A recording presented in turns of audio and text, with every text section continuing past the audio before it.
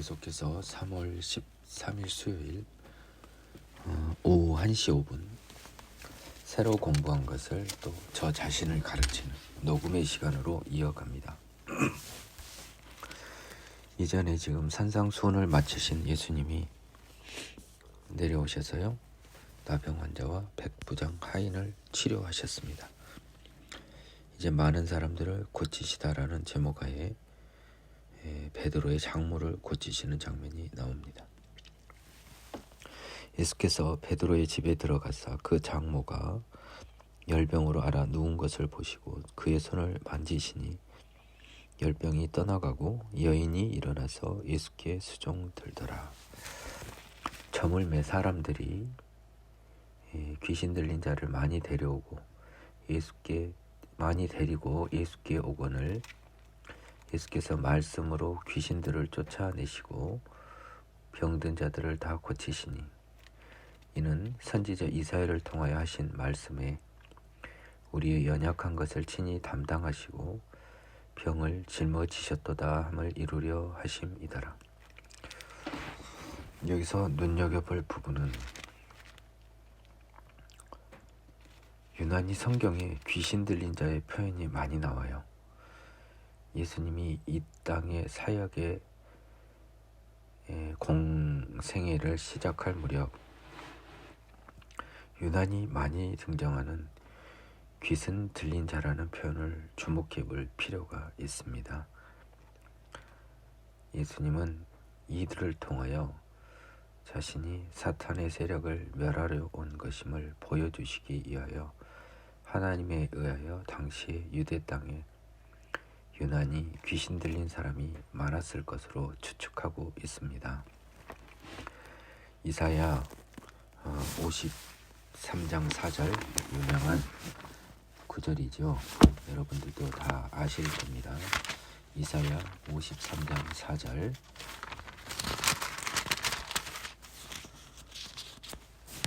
그는 실로 우리의 질고를 지고 우리의 슬픔을 당하였거늘 우리는 생각하기를 그는 징벌을 받아 하나님께 맞으며 고난을 당한다 하였노라.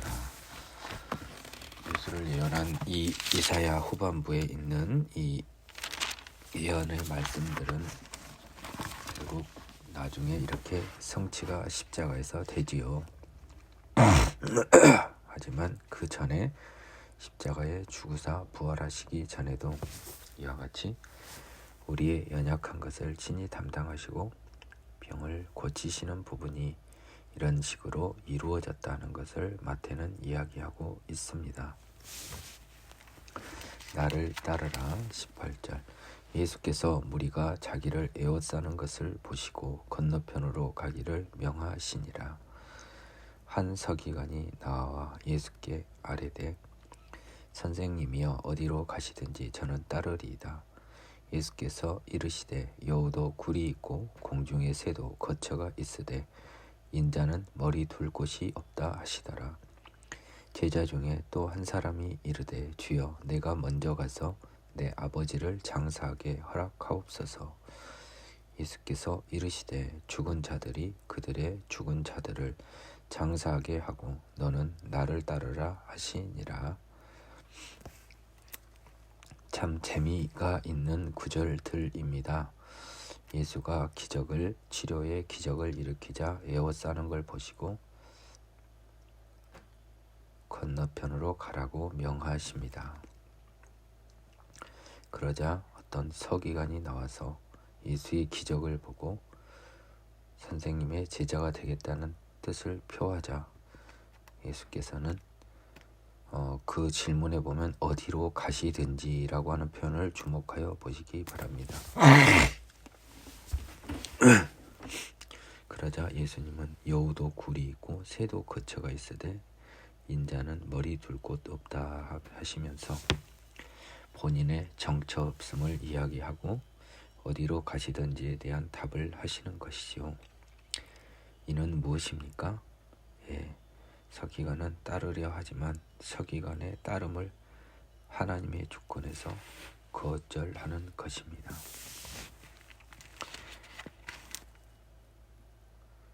제자 중에 다른 한 사람이 이르되 이 사람은 제자입니다. 그는 급히 아버지를 장사하고 따르겠다고 이야기하지요. 하지만 예수님은 그에게 죽은 자들이 그들의 죽은 자들을 장사하게 하라라고 하시며, 죽은 자들은 무엇입니까? 예수를 알지 못하고 하나님을 알지 못하고 천국을 알지 못한 자들이 그들의 죽은 자, 실제로 죽은 그 아버지와 같은 죽은 사람을 장사하게 하라는 거죠. 너는 나를 따르라는 겁니다. 자녀로서 부모의 장례를 치르는 걸 모르실 리 없는 예수님이 이 말씀을 하신 것은 앞에 본 서기관과 비교해서 볼 필요가 있다는 것이지요. 부르지 않는 자는 오려고 하여도 올 수가 없으며, 부르지 않는 자는 오려고 하여도 올 수 없으며, 부르신 자는 어떠한 사정에도 따르게 하신다는 하나님의 구원의 섭리가 숨어있는 재미있는 구절들입니다. 바람과 바다를 잔잔하게 하시다. 배에 오르심에 제자들이 따랐더니, 이 지금 갈릴리 호수 이야기입니다. 지금 장소가 갈릴리예요. 따라서 바다는 갈릴리 호수입니다. 바다에 큰 놀이 일어나 배가 물결에 덮이게 되었을 때 예수께서는 주무시는지라. 그 제자들이 나와 깨우며 이르되 주여 구원하소서, 우리가 죽겠나이다. 예수께서 이르시되 어찌하여 무서워하느냐, 믿음이 작은 자들아 하시고 곧 일어나사 바람과 바다를 꾸짖으시니 아주 잔잔하게 되거늘 그 사람들이 놀랍게 여겨 이르되 이가 어떠한 사람이기에 바람과 바다도 순종하는가 하더라.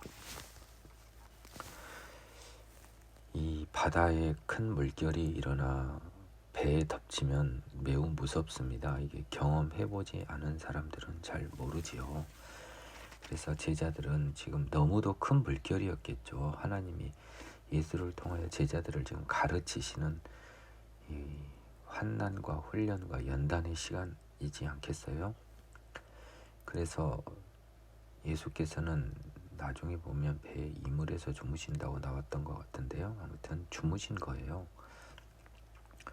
우리가 죽게 되었는데 주무시는 예수를 보고 제자들이 구해달라고 하자 예수는 무서워하지 말라, 믿음이 작은 자들아 라고 이야기하십니다. 왜 믿음이 작은 자들일까요? 예수님이 있는 그 배가 물에 뒤집혀 빠질 것을 걱정한 그들은 예수를 사람으로 보고 있는 것이지요. 믿음은 작아 보입니다. 예수께서는 바람과 바다를 꾸짖으셨습니다. 이 장면을 찬송가로 표현한 구주여 강풍이 일어라는 찬송을 한번 들어보시죠. 다음으로 넘어갑니다. 귀신 들린 두 사람을 고치시다. 또 예수께서 건너편 가다라 지방에 가심에 귀신 들린 자 둘이 무덤 사이에서 나와 예수를 만나니 그들은 몹시 사나워 아무도 그 길로 지나갈 수 없을 지경이더라. 이에 그들이 소리질러 이르되 하나님의 아들이여 우리가 당신과 무슨 상관이 있나이까? 때가 이르기 전에 우리를 괴롭게 하려고 여기 오셨나이까 하더니 마치 멀리서 많은 돼지떼가 먹고 있는지라. 귀신들이 예수께 간구하여 이르되 만일 우리를 쫓아내시려면 돼지떼에 들여보내 주소서 하니 그들에게 가라 하시니 귀신들이 나와서 돼지에게로 들어가는지라. 온 떼가 비탈로 내리다라 바다에 들어가서 물에서 몰사하거늘 치던 자들이 달아나 시내에 들어가 이 모든 일과 귀신 들린 자의 일을 고하니 온 시내가 예수를 만나려고 나가서 보고 그 지방에서 떠나시기를 간구하더라. 이제 예수님께서 배를 타고 또 갈릴리 바다를 통해 이쪽 저쪽을 다니시는 겁니다. 드디어 가다라 지방에 이르셨습니다. 또 여기서도 귀신 들린 자가 나옵니다. 몹시 사나운 정도로 심각한 상황입니다. 그들은 예수를 알아봅니다. 하나님의 아들이여라고 이야기하고 있지요. 이 말이 재미가 있는데요. 때가 이르기 전에라고 하는 표현을 주목하여 보시기 바랍니다. 때가 일어나면 사탄은 물러날 것입니다. 때가 이르면 사탄은 자기가 지는 것을 알고 있다는 뜻인가요? 네. 우리를 괴롭게 하려고 여기 오셨나이까 하더니 이 사탄들의 본인들의 패배를 알고 있는 사탄들의 대응은 참 흥미를 유발합니다. 그들은 갈 때 가더라도 먼저 돼지떼의 존인들을 데려달라고 요청합니다. 넣어달라고 요청합니다. 그러면 분명히 예수님은 그 돼지떼들을 죽이는 방법으로 귀신을 멸하시는 방법을 택하시겠지요. 그런데 여기에서 예수님도 다 알고 계셨겠지만 사탄이 노리는 수가 있었습니다. 돼지는 재물이었거든요. 사탄을 물리치기 위해서 재물도 사라져버린 일이 발생했던 것입니다. 예수님은 수많은 재물이 사라지더라도 사탄을 멸하는 것이 더 중요하였기에 사탄이 들어간 돼지들을 물에 내리다라 몰사하게 하셨거든요. 하지만 사람들의 반응은 어떠한가요?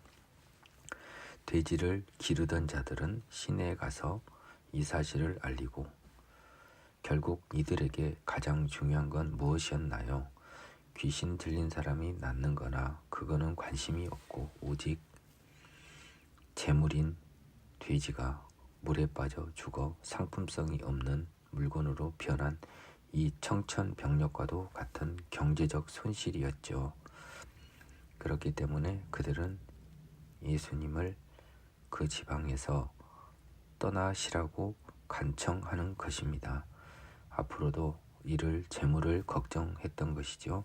영원한 생명과 사탄의 세력을 멸하는 것을 보지 못하고 눈앞에 재물에 연연하는 이들을 보고 우리 역시 일시적으로 닥친 재물적인 손실이 예수님으로부터 멀어지게 하는 원인이 된다고 보는 믿음이 없거나 연약한 자들에게 매우 시사하는 바가 큰 구절입니다. 제9장 중풍병자를 고치시다. 이 부분은 마가복음 2장에서 좀 더 상세하게 언급이 되어 있는 예수님의 기적의 한 케이스입니다. 이것도 쉽지는 않네요. 몸이 피곤합니다. 예수께서 배에 오르사 건너가 본 동네에 이르셨다는 뜻입니다. 제가 뒤읽기를 잘못했습니다. 다시 읽을게요. 예수께서 배에 오르사 건너가 본 동네에 이르시니 침상에 누운 중풍병자를 사람들이 데리고 오거늘 예수께서 그들의 믿음을 보시고 중풍병자에게 이르시되 작은 자야 안심하라 네가 죄사함을 받았느니라. 어떤 서기관들이 속으로 이르되 이 사람이 신성을 모독하도다. 예수께서 그 생각을 아시고 이르시되 너희가 어찌하여 마음에 악한 생각을 하느냐. 내 죄사함을 받았느니라 하는 말과 일어나 걸어가라 하는 말 중에 어느 것이 쉽겠느냐. 그러나 인자가 세상에서 죄를 사하는 권능이 있는 줄을 너희로 알게 하려 하노라 하시고 중풍병자에게 말씀하시되 일어나 내 침상을 가지고 집으로 가라 하시니 그가 일어나 집으로 돌아가거늘 무리가 보고 두려워하며 이런 권능을 사람에게 주신 하나님께 영광을 돌리니라. 마가복음 2장을 보면 중풍병자들이 그 고침을 받으러 오는 이곳은 사람이 매우 많아 들어오기가 불가능하여 지붕을 뚫고 상에 눕혀 그 상을 매달아 내리는 방식으로 예수께 다가옴을 알 수 있습니다. 따라서 믿음을 보시고라고 하는 마음은 이 마가복음과 연결이 되어서 보았을 때 정확히 보이는 것이지요. 그 중풍병자에게 작은 자야 안심하라 네 죄사함을 받았느니라고 하시는데요. 이 사람이 무슨 죄를 지었습니까? 아픈 사람이 죄인일까요? 그것은 이 세상에 수많은 장애인을 모독하는 아주 못된 생각이고 진정한 죄인의 발언입니다. 여기서 예수께서 죄사함을 받았느니라 하는 것은요, 여러분, 죄는요 자유에 반대되는 개념이거든요. 자기 몸을 구속했던 병은요 이 사람에게 있어서 죄와 같은 거예요. 근데 우리는 우리를 구속하는 질병은 나쁜 것인 줄 알고 그것으로부터의 자유를 구하지만 영적으로 버림받아 지옥으로 가게 될 더러운 죄의 몸에 대해서는 우리가 둔감하지요. 그래서 이 사람이 이 얽매인 중풍병에서 회복된 것을 죄 사함에 비유한 것입니다. 즉 하나님의 자유에 이르렀다는 의미니까요. 육체적 질병이 아닌 영적인 질병으로의 치유의 필요성을 말씀하시는 것입니다. 장애인들을 죄인으로 취급하는 어리석은 우를 범하지 말기 바랍니다. 서기관들이 속으로 이르되 신성모독을 이 사람이 죄사함을 이야기한 인간이 어찌 신성모독을 하지 않을까요? 예수님은 서기관들의 그 생각을 아신 거죠. 마음을 보시는 하나님을 여러분은 여기서도 눈치를 채셔야 합니다. 여러분의 생각은 숨길 수 없어요.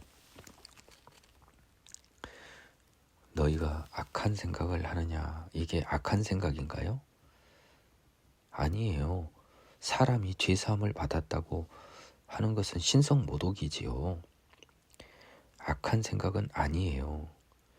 그런데요, 왜 악한 생각을 한다고 하셨을까요? 이것은 그들이 진정으로 하나님을 사랑하여 경외하여 그것 때문에 신성모독을 이야기하면 악한 생각 아니죠. 근데요, 하나님을 경외하는 마음을 갖고 하나님을 기준으로 보니까 저 사람은 하나님의 아들로도 볼 여지도 있고요. 무엇보다 저 사람은 어떠한 때문에 저런 기적을 행할까라고 생각을 해야 되는데 이 사람들에게 예수는 시기 질투의 대상이 되었던 것이에요. 그래서 예수님은 죄사함을 실제로 자유죠. 죄로부터 병으로부터 죄사함을 그 의미로 했었지만 이 사람들은 이 죄사함을 어떻게 보았습니까? 하나님만이 하실 수 있는 죄사함으로 보았지요. 그래서 죄사함을 인간의 입으로 발설한 예수를 하나님을 핑계삼아 자기의 시기 질투심을 표현했지요. 죄사함을 받았느니라 하는 말과 일어나 걸어가라는 말 중에 어느 것이 쉽겠느냐? 중풍병자가 어떻게 일어나 걸을 수 있지요? 우리 인간의 생각으로는 불가능하지요. 근데 죄사함을 받았다 하는 말은 그 진실성 여부에 떠나 입으로는 말을 할 수 있는 것이잖아요. 그래서 예수님은 일어나 걸어가는 것을 입증해 보임으로써 죄사함을 받았다 하는 말을 할 수 있는 권능이 있음을 입증해 보이시는 거예요.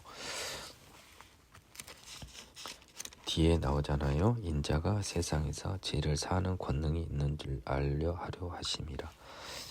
2절에서 죄사함은요, 육체의 해방, 자유를 의미하지만 이제 6절에서는 진정한 세상의 죄사하는 권능을 이야기하고 있어요. 중풍병자에게는 말씀하시되 일어나 내 침상을 가지고 집으로 가라 하십니다. 이제 일어나 걸어 하는 말은 실현이 되었지요. 그러면 서기관들은 당연히 이 사람이 대단한 분인 것을 알았어야 합니다. 시기할 사람은 아니었던 것이죠. 시기와 질투가 없었던 일반인들의 태도를 보십시오. 그들은 두려워하며 권능을 사람에게 주신 하나님께 영광을 돌렸습니다. 이 사람들은 예수를 경쟁자나 자기 아랫사람으로 보지 않았기에 이런 마음을 먹었던 거고요. 이 사람들이 죄인이 아니라서 그런 건 아니지요. 하지만 사회 지배층인 서기관들은 예수를 아랫사람이나 경쟁자로 본다면 역시 시기와 질투가 하나님의 영광에 선행하는 모습을, 더러운 인간의 모습을 우리는 확인할 수 있어요. 마태를 부르시다. 이제 이 책의 저자인 마태를 예수님이 부르는 장면이 나옵니다. 예수께서 그곳을 떠나 지나가시다가 마태라 하는 사람이 세관에 앉아 있는 것을 보시고 이르시되 나를 따르라 하시니 일어나 따르니라. 예수께서 마태의 집에서 앉아 음식을 잡수실 때에 많은 세리와 죄인들이 와서 예수와 그의 제자들과 함께 앉았더니 바리새인들이 보고 그의 제자들에게 이르되 어찌하여 너희 선생은 세리와 죄인들과 함께 잡수시느냐. 예수께서 들으시고 이르시되 건강한 자에게는 의사가 쓸데없고 병든 자에게라야 쓸데있느니라. 너희는 가서 내가 긍휼을 원하고 제사를 원하지 아니하노라 하신 뜻이 무엇인지 배우라. 나는 의인을 부르러 온 것이 아니요 죄인을 부르러 왔노라 하시니라. 마태는 세리였습니다. 세무 공무원이었던 것 같아요. 그 중에서 조금 직급이 높았던 것으로 보여집니다. 이 마태를 부르는 모습은 나를 따르라는 한마디 말밖에 없지요. 예. 정하심과 부르심과 택하심에 관한 섭리가 이렇게 단순한 것입니다. 그랬더니요, 마태는 따릅니다. 이것이 하나님과 하나님의 사람의 말로 설명할 수 없는 묘한 섭리지요. 이제 세리 마태의 집에 앉아서 식사를 할 때 많은 세리들과 죄인들이 있었어요. 그 죄인들은 sinners, 죄를 범하는 사람이라는 영어 단어 sin의 sinners라고만 써져 있습니다. 누구들인지 잘은 모르겠지요. 다만 세상 사람들이 죄인들로 취급하는 사람으로 보아 창기 드릴 가능성이 있을 수는 있지만 그렇게 단정할 수는 없겠네요. 예수님은 자신을 병을 고치는 의사에 비유하시면서 강한 자에게는 의사가 필요하고 병든 자에게는 필요하다는 것을 말씀하시죠. 근데요, 병든 것을 아는 사람과 병든 것을 모르는 사람밖에 없어요. 병들지 않은 사람은 없어요. 따라서 강한 줄로 착각하는 사람에게는 이라는 표현이 맞겠어요. 병든 줄 알고 있는 자에게는 이라고 바꿨으면 의미가 정확할 것 같아요.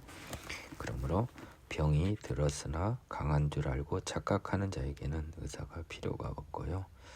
병이 들어서 그 병을 고침을 받기 원하는 자에게는 의사가 필요하다는 거지요.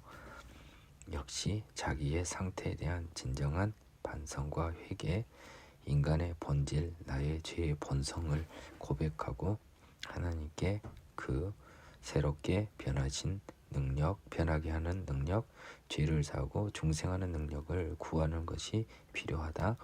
여전히 회개가 중요한 복음의 열쇠임을 보여주고 계세요. 호세아 6장 6절에서 말씀하신 부분이 인용이 되고 있어서 호세아서를 잠깐 넘어가 볼까 해요. 호세아 6장 6절입니다. 나는 인애를 원하고 제사를 원하지 아니하며 번제보다 하나님을 아는 것을 원하노라. 제사와 번제는 무엇인가요? 하나님께 드리는 예물이지요. 그런데요, 하나님은 그런 예물보다는요, 사랑을 원하고요, 먼저 나를 아는 것을 원한다고 말씀하셔요. 긍휼은 사랑을 말하는 거예요. 그 예물을 드릴 재물을 가지고 그 너의 복을 비는데 예물로 쓰지 말고 주변인을 위하여 베풀라는 뜻으로 보입니다. 그것이 하나님을 아는 것이겠지요. 앞은 회개를, 뒷부분은 회개를 이야기하니까 겹침으로 따로 설명하지 않겠어요. 금식 논쟁. 그때 요한의 제자들이 예수께 나와 이르되 우리와 바리새인들은 금식하는데 어찌하여 당신의 제자들은 금식하지 아니하나이까? 예수께서 그들에게 이르시되 혼인집 손님들이 신랑과 함께 있을 동안에 슬퍼할 수 있느냐? 그러나 신랑을 빼앗길 날이 이르리니 그때는 금식할 것이니라. 생배 조각을 낡은 옷에 붙이는 자가 없나니 이는 기운 것이 그 옷을 당기어 헤어짐이 더하게 되며 새 포도주를 낡은 가죽 부대에 넣지 아니하나니 그렇게 하면 부대가 터져 포도주도 쏟아지고 부대도 버리게 됨이라. 새 포도주는 새 부대에 넣어야 둘이 다 보존되느니라. 매우 중요한 말씀이에요. 자, 이제 예수께 따지는 사람은 요한의 제자들이에요. 바리새인들과 서기관들이 아니에요. 요한의 제자들로서는 금식의 율법을 지키지 않는 예수의 제자들이 매우 이상해 보였던 것 같아요.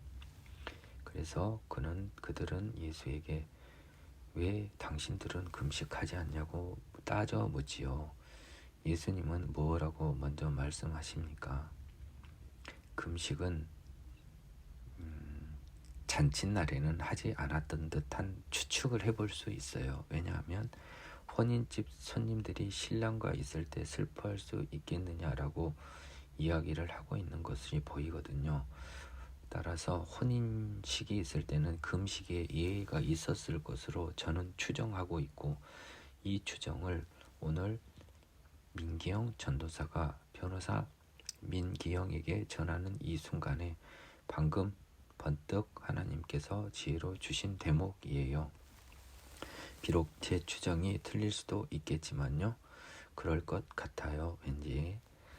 그런데요. 신랑을 빼앗길 날 무엇입니까? 혼인잔치가 끝나면 그때는 금식할 것이라고 이야기를 합니다. 그런데요. 16장 17절의 비유는 제가 좀 시간을 할애하여 여러분께 설명을 드리고자 해요. 성경은 크게 신약과 구약으로 구분이 되어 있고요. 하나님의 약속은 신약에서 크게 변경이 됩니다. 구약에서는 하나님과 약속을 한 사람들이 수많은 인류 중 오직 유대인들 뿐이에요. 그리고 그들에게는 영원한 생명은 약속되지 않았어요. 그래서 그들은 성경에 왜 영원한 생명이 없을까 매우 궁금해했었던 것 같아요. 그것을 연구하는 것이 그들의 일생의 일이었지요. 구약시대에 넌지시 말씀드렸지만 영원한 생명은 하나님이 성령을 주사 예수를 보게 하신 아브라함, 이삭, 야곱, 다윗, 기타 선지자 등이 구약에도 불구하고 시간을 초월하여 자신들에게 전해진 그리스도를 보았기 때문이에요. 하느님은 그들이 그리스도를 보기 전에 반드시 회개라고 하는 그리스도에 이르는 관문을 확인하셨을 거예요. 최소한 회개하게 하셨을 겁니다. 하지만 대다수의 구약시대의 이스라엘인들은 구원을 받을 수 없어요. 그들은 레위기 16장 대속죄일의 제사로 죄사함을 받았다고 착각하였지만 하나님은 영생을 약속하지 않으셨기에 죄사함을 받은 우리가 왜 영생을 받지 못하는 것을 무척 궁금해했을 것으로 생각돼요. 레위기 16장의 제사를 통하여 이스라엘 민족의 죄사함은 하나님을 만나 죽지 않는 것에 불과한 죄사함이고, 그들 자신의 죄는 그들 스스로가 해결할 수 없고 무엇보다 제사의 방식으로는 해결할 수가 없었던 거예요. 따라서 이스라엘 민족들은 본인들이 율법을 지킬 수 없음을 고백하고 하나님께 무릎 꿇고 본인들을 율법을 지킬 수 있는 다른 존재로 바꾸어 줄 것을 전능하신 하나님께 구해야 했겠지요. 그것을 하지 않고 시간이 흘러 외면당한 이스라엘이 내팽개쳐지고 하나님은 약속의 시간에 예수님을 보내주셨어요. 이제 구약의 약속들은 대부분 파기 내지는 변형 내지는 바뀌었어요. 파기되었다고 할 부분들은 분명히 있어요. 이방인들에게도 복음이 전해졌기 때문이에요. 그리고 구약이 파기된 것은 하나님의 전적인 본인의 임의적인 결정이 아니에요. 분명히 이스라엘이 약속을 지켜야 그 약속은 유지가 되는 것이었는데요. 이스라엘이 먼저 철저히 그 약속을 온전히 파괴하였습니다. 위선으로 그들은 하나님을 속이려 하였지만 마음속을 감찰하시는 하나님은 그들의 속임을 당하지 않지요. 그래서 하나님은 약속의 예수를 보내십니다. 이제 구약과 신약은 시대가 바뀌었지요. 16절과 17절은 유대인들에게 하는 말이에요. 이제 구약은 어울리지 않는 것이라는 거예요. 생배 조각과 낡은 옷을 비교해 볼까요? 여러분 이걸 잘 이해해야 해요. 생배 조각은 옷에 힘이 매우 셉니다. 낡은 옷은 힘이 약하지요. 그러면요, 생배 조각을 떼어서 낡은 옷에 기우면 생배 조각의 힘이 세서 비록 바늘로 기우기는 하였으나 낡은 옷 부분을 끌어당기게 됩니다. 그래서 끊어지게 돼요. 생배는 힘이 세고 낡은 옷은 힘이 없잖아요. 새 포도주를 낡은 가죽부대에 넣으면 새 포도주의 반효의 힘으로 낡은 가죽부대는 터지게 되어 있어요. 구약의 기준으로 예수를 보게 되면 이렇게 어울리지 않는다는 거예요. 신약과 구약은 엄연히 다르다라고 하는 것을 명백히 예수님이 선언하고 계시는 겁니다. 이 말씀이 신약과 구약이 다르고 이제는 신약 시대에 들어와 있기 때문에 구약에 이미 의미가 없는 약속들, 예를 들면 할례라든지요, 음식물에 관한 규정들은 변하였습니다. 그것은 바울의 서신서에도 잘 나와 있지요. 이 부분을 설명하는 것이 16장 17절이고 이 규정을 예수님은 금식이라는 이스라엘의 구약의 율법으로부터 해방시켜 주시기 위하여 이 규정을 여기에다가 집어넣어 주신 것이에요. 따라서 우리는 원칙적으로 율법에 따른 금식은 할 필요가 없는 것이지요.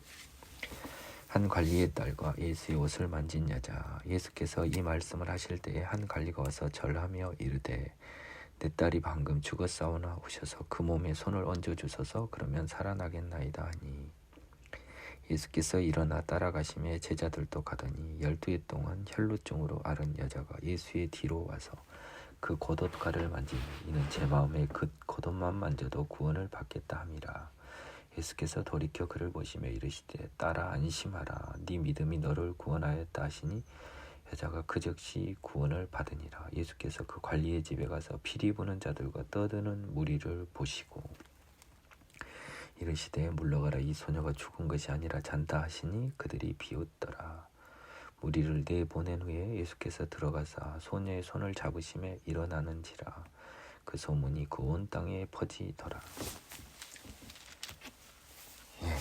그 18절 이하에서는요, 믿음이 신실한 관리의 청을 예수님이 들어주시죠. 가는 길에 또 믿음이 매우 강한 여자가 예수 겉옷가를 만져도 병을 구원받겠다 하는 마음으로 만지셨죠. 예수님이 책망하지 않으시고요. 나중에 보면 제자들은 한테 누구냐라고 했을 때 이렇게 사람이 많은데 누군지 어떻게 압니까? 라고 제자들이 되묻죠. 하지만 여자는요, 저분은 하나님의 아들이시고 능력자시기 때문에 나를 알 수밖에 없다고 보고 여자와 먼저 제가 만졌다고 자백을 하지요. 이 여자가 옷을 만질 때와 네 믿음이 너를 구원하였다는 시간적 간극을 마태는 일부러 기재한 후 병이 최종적으로 나아선 것은 예수님의 말씀, 당시 말씀하자 즉시 나았다고 겉옷가를 만진 것만으로 구원을 받은 게 아닌 것을 재미있게 표현하고 있어요. 피리를 부고 떠드는 것은 장래의 관습임을 엿볼 수 있는데요. 결국 소녀는 살아나네요. 다음으로 넘어가겠습니다. 맹인들의 눈을 뜨게 하시다. 예수께서 거기서 떠나실 새 두 맹인이 따라오며 소리질러 이르되 다윗의 자손이여 우리를 불쌍히 여기소서 하더니 예수께서 집에 들어가시매 맹인들이 그에게 나아오거늘 예수께서 이르시되 내가 능히 이 일 할 줄을 믿느냐 대답하되 주여 그러하오이다 하니 예수께서 그들의 눈을 만지시며 이르되 너의 믿음대로 되라 하시니 그들의 그 눈들이 밝아진지라 예수께서 엄히 경고하시되 삼가 아무에게도 알리지 말라 하셨으나 그들이 나가서 예수의 소문을 그 온 땅에 퍼뜨리니라.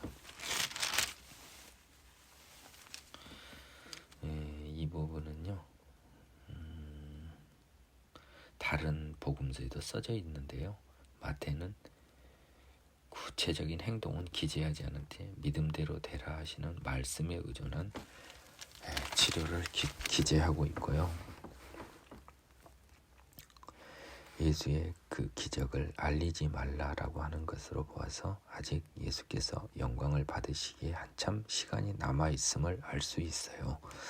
말 못하는 사람을 고치시다. 그들이 나갈 때에 귀신 들려 말 못하는 사람을 예수께 데려오니 귀신이 쫓겨나고 말 못하는 사람이 말하거늘 무리가 놀랍게 여겨 이르되 이스라엘 가운데서 이런 일을 본 적이 없다 하되 바리새인들은 이르되 그가 귀신의 왕을 의지하여 귀신을 쫓아낸다 하더라. 이 부분에서 바리새인들의 태도를 아까 제가 미리 언급하였지요. 예수의 이 능력이 일반 평민들은 하나님의 아들이 하나님의 능력이 사람에게 전해짐을 보고 하나님께 영광을 올렸지만 예수와 경쟁관계나 시기를 가지고 있었던 바리새인들은 그를 평가절하하지요. 저가 귀신을 의지하여 귀신을 쫓아낸다 합니다. 똑같은 사실관계를 보고 한 무리는 그 사람에 대해 시기와 질투를 갖지 않는 무리는 저건 하나님의 능력이다 하며 하나님께 영광을 돌리고 있고요. 그 사람을 시기하고 질투하는 무리는 저거는 하나님이 아니라 귀신의 힘으로 귀신을 쫓아낸 거라고 폄하하지요. 인간의 더러운 시기 질투의 죄가 얼마나 무서운 결과에 이르는지를 보여주는 좋은 대목이라 할 수 있어요. 무리를 불쌍히 여기시다. 예수께서 모든 도시와 마을에 두루 다니사 그들의 회당에서 가르치시며 천국 복음을 전파하시며 모든 병과 모든 약한 것을 고치시니라. 무리를 보시고 불쌍히 여기시니 이는 그들이 목자 없는 양과 같이 고생하며 기진함이라. 이에 제자들에게 이르시되 주소할 것은 많되 일꾼이 적으니 그러므로 주소하는 주인에게 정하여 주소할 일꾼들을 보내주소서 하라 하시니라. 지금 예수님은 여러 도시에서 병과 귀신을 쫓아내는 착한 사역을 하세요. 그런데요, 그 살아가는 이스라엘의 모든 사람들이 목자가 없는 양같이 고생하며 기진한 거예요. 목자라면 양을 풀이 있는 곳에 이끌러서 물이 있는 곳에 이끌러서 먹고 마시게 할 것 아니에요. 그런데 이들은 그러한 목자가 없어서 오직 고생과 파멸의 길을 가고 있는 것이 너무 안타까운 거예요. 그래서 예수님은 제자들에게 이 건져내야 될 이 사단의 사슬에 갇혀있는 불쌍한 영혼들이 많으나 건져낼 일꾼이 적으니 일꾼을 보내주소서 하라 하시면서요. 바로 무엇으로 이어지나요? 10장에서 드디어 제자들, 주소할 일꾼들을 부르시는 겁니다. 성경은 대충 써진 것 같지만요. 나름은 종이도 없고요. 양피지에 써져 있고 목차도 나누지 않았고요. 제목도 정하지 않았지만 최소한 하나님을 알고자 하여 보는 사람에게는 모든 것을 보이게 하는 능력이 있는 신비로운 책 중의 책입니다. 이 세상에 사람이 쓴 책과 성경을 비교하는 것은요, 그것은 정말 너무 큰 죄예요, 여러분. 10장으로 들어가겠습니다. 예수께서 그의 12제자를 부르사 더러운 귀신을 쫓아내며 모든 병과 모든 약한 것을 고치는 권능을 주십니다. 추수할 품꾼들인 제자들에게 권능을 주신 거죠. 누구한테 받았을까요? 네, 하나님께 받았잖아요. 38절에서 추수하는 주인인 하나님께 청하여 추수할 일꾼들을 보내주시는데 하나님은 능력 없이 보내주실까요? 능력을 어느 정도 주셨겠지요. 12제자에게 명하여 이르시다. 12사도 이름은 이러하니 베드로라 하는 시몬을 비롯하여 그의 형제 안드레와 세베대의 아들 야고보와 그의 형제 요한, 빌립과 바돌롬의 도마와 세리 마테와 알페오 아들 야고보와 다데오, 가나나인 시몬 및 가룟 유다 및 유다 곧 예수를 반자라. 예수께서 이 12를 내보내시며 명하여 이르시되 이방인의 길로도 가지 말고 사마리아인의 고을로에도 들어가지 말고 오히려 이스라엘 집에 잃어버린 양에게로 가라. 자, 여기까지 먼저 끊겠습니다. 야고보란 이름이 2번 나와요. 알페오의 아들 야고보와 세베대 아들 야고보. 참고로 야고보서를 쓴 야고보는 예수님의 형제 야고보이지요. 야고보의 이름으로 헷갈리지 않도록 하시고요.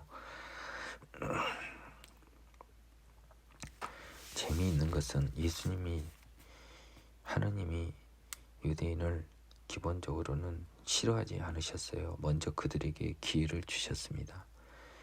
잃어버린 이스라엘의 양을 먼저 찾으라고 하셨거든요. 가서 전파하여 말하되 천국이 가까이 왔다 하고, 이 천국 복음 아닙니까?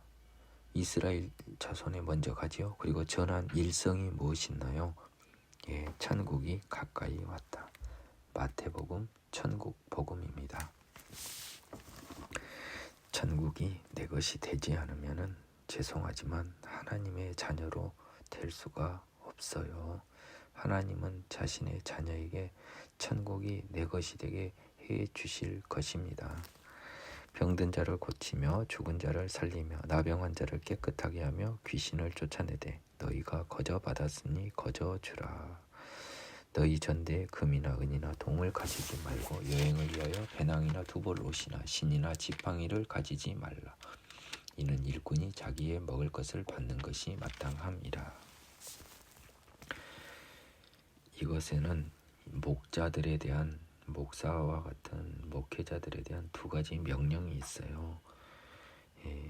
복음을 거저 주라는 것입니다. 또한요, 자신의 품삯은 받을 권한이 있음을 설명해 주고 있어요. 그런데요, 그 품삯을 초과하여 받는 사람들에게 하나님이 임할 심판은 무서운 것이겠지요. 하느님께서 정하신 품삯을 초과한 품은 주변으로 돌릴 수 있는 사람이 됐으면 좋겠고요. 하나님의 일을 하시면서 정당한 품을 받는 여러분들은 어떠한 부담감이나 죄책감을 가지실 필요가 없는 거예요.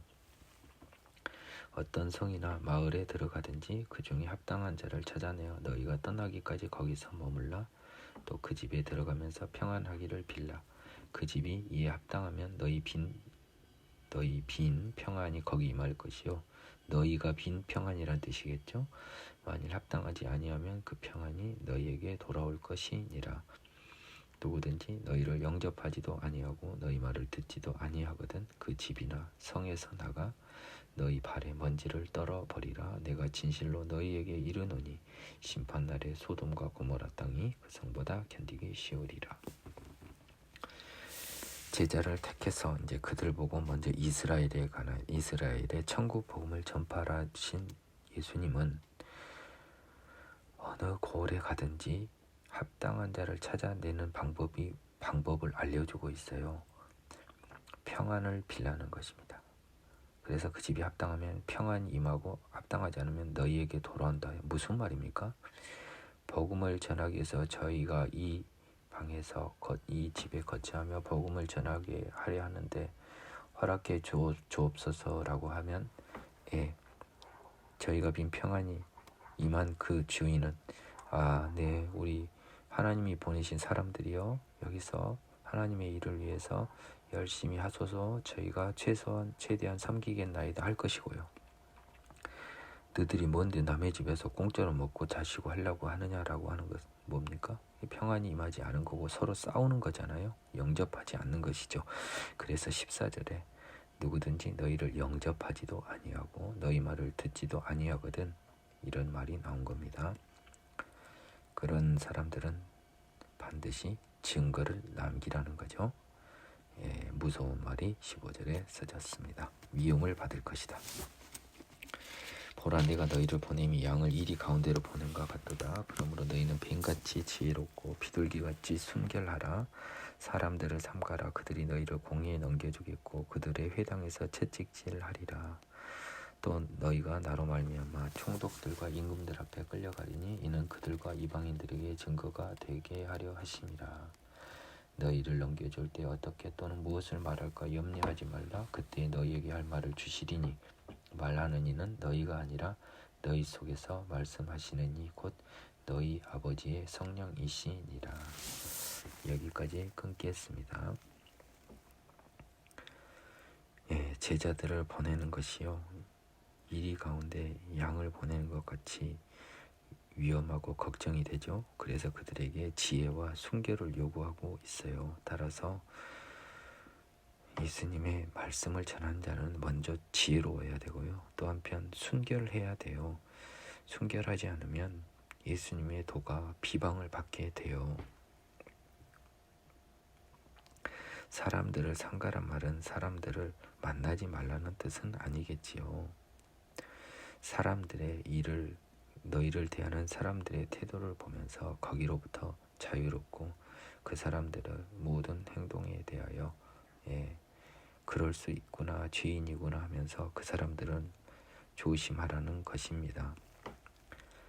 너희의 이 환난을 미리 예측해 주셨고요,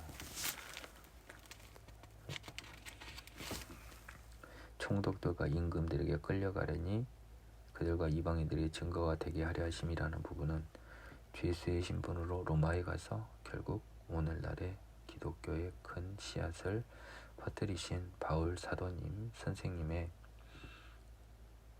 그 사역이 상상되지 않으신가요? 그때 그분이 말하는 것은요, 성령님의 말씀이었기 때문에요. 이 20절, 18, 19, 20절을 통하여 우리는 바울 선생님이 쓰신 그 귀중한 서신서를 성령의 말씀으로 볼 수 있어야 할 것이에요. 21절, 장차 형제가 형제를, 아버지가 자식을 죽이는 데에 내주며 자식들이 부모를 대적하여 죽게 하리라. 또 너희가 내 이름으로 말미암아 모든 사람에게 미움을 받을 것이나 끝까지 견디는 자는 구원을 얻으리라. 이 동네에서 너희를 박해하거든 저 동네로 피하라. 내가 진실로 너희에게 이르노니 이스라엘의 모든 동네를 다 지나지 못하여서 인자가 오리라. 21절은요, 여러분들, 제가 전에도 말했지만 이 세상에서 형제, 자매, 부모의 인연은 굉장히 한시적인 거예요. 그것을 영원성을 여러분이 원하면 여러분은 하나님을 만날 수 없어요. 그분들하고의 영원한 관계를 원하시면 여러분은 이 세상에 열심히 사세요. 굉장한 지혜를 요하는 구절입니다. 예수의 이름으로 말미암아 자기 가족을 포함한 모든 사람에게 미움을 받을 것이고요. 하지만 그 세상적인 유혹에, 세상적인 인연에 흔들리지 않고 견디는 자는, 하나님의 자녀로서의 신분을 끝까지 구하는 자는 구원을 얻을 것이에요. 23절은 많은 오해를 유발할 수 있는 말이지만 굉장히 무서운 말이에요. 이스라엘의 모든 동네를 다 지나지 못하여 인자가 오시기로 되어 있습니다. 그런데요, 이 말 때문에 초기 사도들은 예수님이 금방 재림할 걸로 알았거든요. 하지만 이스라엘은 아직 예수께 나오지 못하였고요. 결국 이스라엘의 예수 전파, 복음 전파가 세상의 종말이라는 종말론에 관한 굉장히 중요한 비밀이 숨어 있어요. 바울의 로마서에서 언급이 되고 있습니다. 두려워할 분을 두려워하라. 제자가 그 선생보다 또는 종이 그 상전보다 높지 못하나니 제자가 그 선생 같고 종이 그 상전 같으면 족하도다. 집주인을 바알세불이라 하였거든. 하물며 그 집 사람들이랴. 그런즉 그들을 두려워하지 말라. 감추인 것이 드러나지 않을 것이 없고 숨은 것이 알려지지 않을 것이 없느니라.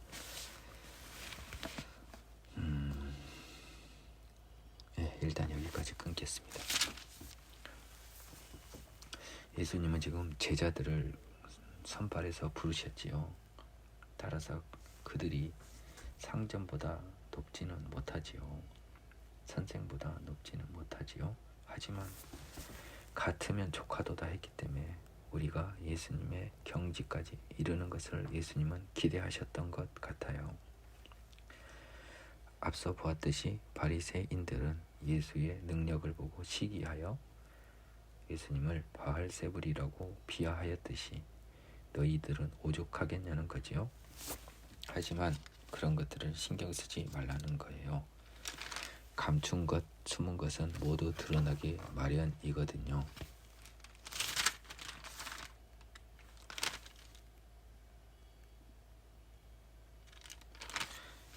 이것은 기본적으로는 심판을 말하는 거예요. 우리는 이 모든 것이 드러나는 그날을 희망하는 사람들이고 죄인들은 이 모든 것이 드러나는 날을 죽도록 피하고 싶어 하겠지요. 내가 너희에게 어두운 데서 이르는 것을 광명한 데에서 말하며 너희가 귓속말로 듣는 것을 집 위에서 전파하라. 몸은 죽여도 영혼은 능히 죽이지 못하는 자들을 두려워하지 말고 오직 몸과 영혼을 능히 지옥에 멸하실 수 있는 이를 두려워하라. 참새 2마리가 한 아사리온에 팔리지 않느냐? 그러나 너희 아버지께서 허락하지 아니하시면 그 하나도 땅에 떨어지지 아니하리라. 너희에게는 머리털까지 다 세신 바 되었나니 두려워하지 말라. 너희는 많은 참새보다 귀하니라. 여기까지 또 한번 끊을까요? 앞절에도 이야기했지만 모든 것은 숨겨지지 않아요. 그러면 내가 어두운 데서 잃은 것, 너희가 귓속말로 듣는 것 무엇인가요? 복음에 관한 이야기, 천국 이야기잖아요. 너희들은 그것들을 널리 전파하라고 합니다. 몸은 죽여도 영혼은 죽이지 못한 세상의 권력을 두려워하지 말고 하나님을 두려워하라. 29절, 30절, 31절은 하나님의 주권, 전능하심을 선포하는 말이기에 하나님의 전능하심이 몸에 체화되지 않은 사람은 내 것이 되지 않는 참 무서운 말씀이에요. 하지만 하나님의 전능하심이 몸에 체화된 사람에게는 이렇게 힘이 되는 말씀이 있을 수가 없어요. 31절은 너무나 큰 힘이 되지요. 우리는 많은 참새보다 귀한 하나님의 아들들이에요. 따라서 우리에게 일어난 모든 일들은 다 하나님이 지켜 보호하여 주시는 주권하에서 움직이니 우리는 두려워할 이유가 없는 거예요. 너무나도 안심이 되는 우리의 위로의 말씀, 하나님의 주권을 따라가는 우리를 두려워하지 않게 해주시는 하나님의 능력을 보여주고 계세요. 누구든지 사람 앞에서 나를 시인하면 나도 하늘에 계신 내 아버지 앞에서 그를 시인할 것이요. 누구든지 사람 앞에서 나를 부인하면 나도 하늘에 계신 내 아버지 앞에서 그를 부인하리라. 여기서 사람 앞에서 나를 시인한다는 것을 좁게만 해석하면 가령 로마 박해 시대나 일제의 신사참배 나는 하나님을 믿으니 할 수 없다라고 하는 의미로만을 해석하면 안 돼요. 그것도 당연히 포함되지요. 하지만 무엇입니까? 지금 앞서서 이야기된 내용은 하나님의 전능하심이에요. 주권 전능하심. 그러므로 여기서 시인하는 것은요. 하나님의 전능하심, 나는 그분의 피조물인 것, 하나님의 주권을 시인하는 것이에요. 내 아버지가 그를 시인하는 것은 자녀됨을 시인하는 것이에요. 따라서 사람 앞에서 나를 부인하면은 하나님의 전능하심과 주권을 부인하면 하늘에서 또 그를 자녀로 인정하지 않아요. 결국은 하나님의 전능하심에 대한 고백, 나는 그분의 피조물이라는 고백이 얼마나 중요한지 따라서 유대인이 아닌 이방인이 이 복음의 말씀을 내 것으로 만드는 것은 하나님의 특별한 은혜가 없으면 불가능하다고밖에 생각할 수 없을 정도로 쉬운 길이 아니에요. 저는 이 부분에 대해서 너무 안타까운 마음을 가지고 있답니다. 금을 주러 왔다. 내가 세상에 화평을 주러 온 줄로 생각하지 말라. 화평이 아니요 금을 주러 왔노라. 내가 온 것은 사람이 그 아버지와 딸이 어머니와 며느리가 시어머니와 불화하게 하려 함이니 사람의 원수가 자기 집안 식구리라. 아버지나 어머니를 나보다 더 사랑하는 자는 내게 합당하지 아니하고 아들이나 딸을 나보다 더 사랑하는 자도 내게 합당하지 아니하며 또 자기 십자가를 지고 나를 따르지 않는 자도 내게 합당하지 아니하니라. 자기 목숨을 얻는 자는 잃을 것이요 나를 위하여 자기 목숨을 잃는 자는 얻으리라. 무서운 말이에요. 세상적 지혜로는 잘 풀리지 않는 부분 같아요. 예수님이 세상에 온 건 화평은 무엇이냐면요, 세상 질서를 인정하는 거예요. 그것이 세상과의 화평이겠지요. 그런데 예수님은 무엇이라고 말씀하시나요? 금은 무엇입니까? 그 질서를 깨뜨리려고 왔다는 거예요. 아버지와 딸과 며느리를 들는 이유가 무엇일까요? 육적인 결합으로 인하여 하나님을 보지 못하는 인간을 불쌍히 여겨서 하신 말씀이에요. 아버지, 어머니, 자녀들은요, 내가 죽으면 다 나하고 분리가 되는 존재들이에요. 그분들이 돌아가셔도 나하고 분리가 되지요. 따라서 그 관계는 영원하지 않아요. 하나님의 질서 속에 부모를 경외하고 자식을 사랑하는 것은 당연한 하나님의 가르치심이지만 그 모든 것도 그것 때문에 나와 하나님의 관계를 깨뜨릴 순 없어요. 왜냐하면 그들과의 관계는 일시적이나 하나님과의 관계는 영원하니까요. 그래서 일시적인 세상 질서에는 예수님이 화평을 줄 수가 없고요. 그 화평을 깨뜨릴 수밖에 없잖아요. 우리를 위해서요. 37절에서 결국은 하나님의 가르침보다 세상적인 어떤 이끌림에 따라가는 사람은 천국에 합당하지 않음을 이야기하고 있어요. 또한 자기 자신을 사랑하는 사람, 내 육의 몸을 사랑하는 사람도 내게 합당하지 않은 거죠. 39절에서 자기 목숨 앞엔 세상 목숨을 얻는 자는 이라고 하면 될 것 같고요. 잃을 것이고 나를 위하여 자기 세상 목숨을 이렇게 세상을 집어넣어서 잃는 자는 영생을 얻으리라 라고 보면 맞아요. 결국은 우리는 영생을 위해서 나 자신을 죽이는 38절은 많이 알고 있어요. 하지만 37절에서 마태는 뭐라고, 예수님은 뭐라고 이야기하시나요? 너뿐 아니라 아버지, 어머니, 자녀들마저도 결국은 다 죽이라는 거예요. 이 말씀을 받을 수 있는 분들만 받으시기 바랍니다. 상을 받을 사람, 너희를 영접하는 자는 나를 영접하는 것이요 나를 영접하는 자는 나를 보내신 이를 영접하는 것이니라. 선지자의 이름으로 선지자를 영접하는 자는 선지자의 상을 받을 것이요 의인의 이름으로 의인을 영접하는 자는 의인의 상을 받을 것이요 또 누구든지 제자의 이름으로 이 작은 자 중 하나에게 냉수 한 그릇이라도 주는 자는 내가 진실로 너희에게 이르노니 그 사람이 결탄코 상을 잃지 아니하리라 하시니라. 오늘은 여기까지 하고 마무리가 됩니다. 너희를 영접하는 것은 너희를 보내신 나를 영접하는 거고요. 나를 영접하는 것은 나를 영접하는 하나님을 영접하는 것입니다.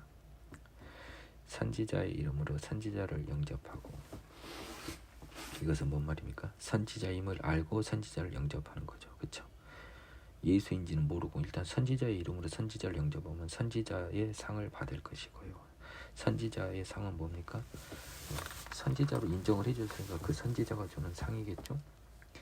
의인을 보고 의인을 영접하는 자는 그 의인이 주는 상을 받을 것입니다. 제자 이름으로 그 작은 자 중 하나에게 작은 선물을 주는 사람에게는요, 그 사람이 상을 잃지 않는 거예요. 제자가 그 상을 줄 수 있습니까? 줄 수 없죠. 예수님이 상을 준다고 하는데요, 이 상은 반드시 천국만을 의미하진 않아요. 그건 무슨 말입니까? 오히려 처음에 나와 있는 것이 더 중요하겠죠. 40절이 제일 중요합니다. 40절에 상을 구하라는 거예요. 41절, 42절보다는요. 40절의 상은 바로 천국이에요. 그래서 하나님, 예수님, 그리고 하나님의 자녀들, 그리고 그들을 영접하는 자, 즉 하나님의 추가적인 자녀들이 천국의 상을 받는다는 것을 이 부분에서 기재하고 있네요. 오늘은 제가 지금까지 준비한 부분은 마태복음 10장까지였어요. 다음 부분 공부 마치고 만나기로 합시다. 수고하셨습니다.